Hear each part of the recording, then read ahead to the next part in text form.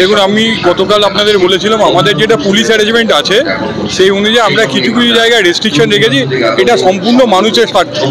এবার গতবারও আমি আপনাকে বলছি, যে কোনো জিনিস নতুন শুরু করতে গেলে কোনো না কোনো সমস্যা ফেস করতে হয়। আজকে আপনারা দেখুন আমাদের পাবলিকের যে মানে মুভমেন্ট সেটা একদম পিসফুল আছে, যান চলাচলও স্বাভাবিক আছে। যেখানে যেখানে রেস্ট্রিকশন আছে সেখানে আমরা মানুষকে বোঝাচ্ছি কোন রাস্তা যেতে হবে। এখানে বড়মার পুজোর জন্য আমরা আইকর মোড়টাকে বন্ধ রেখেছি, যে জন্য এই রাস্তায় কোনো গাড়ি চলাচল করছে না। এনএইচের ওপরে আমরা বাইককে স্বাভাবিক রেখেছি।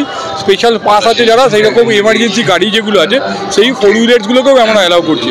বাকি টোটাল মুভমেন্টটাকে ফলো করার জন্য আমাদের সার্কুলেশন প্ল্যান আছে। 8 অবধি আপনারা চাইলে যশোর রোডে উঠবেন, যশোর রোড থেকে আপনারা সোজা কলকাতার দিকে যেতে পারবেন। কলকাতা থেকে যারা আসতে চাইছেন তারা এনএইচ ধরে আমাদের ন্যাশনাল হাইওয়ে 12 যেটা আছে সেটা ধরে কৃষ্ণনগরের দিকে যেতে পারবেন, কোনো বাধা নেই। পরিস্থিতি খুব স্বাভাবিক আছে, অত্যন্ত সুন্দরভাবে মানুষ প্যান্ডেলগুলো দেখছে। আপনারা ভিড় দেখলেই বুঝতে পারবেন, কোথাও কোনো সমস্যা নেই। যদি থাকে আপনারা আমাদের কন্ট্রোল রুমে যোগাযোগ করবেন।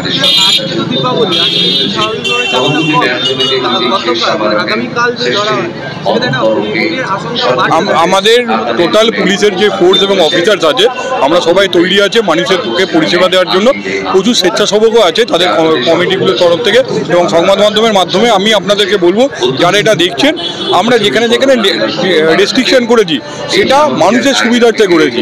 কেউ যদি মনে করে গাড়ি নিয়ে সব জায়গায় অবাধ বিচরণ করবে, তাতে মানুষেরই সমস্যা হবে এবং তাদের যে ঠাকুর দেখার ফ্রিনেস ব্যাপারটা সেটাতে ক্ষুণ্ণ হবে।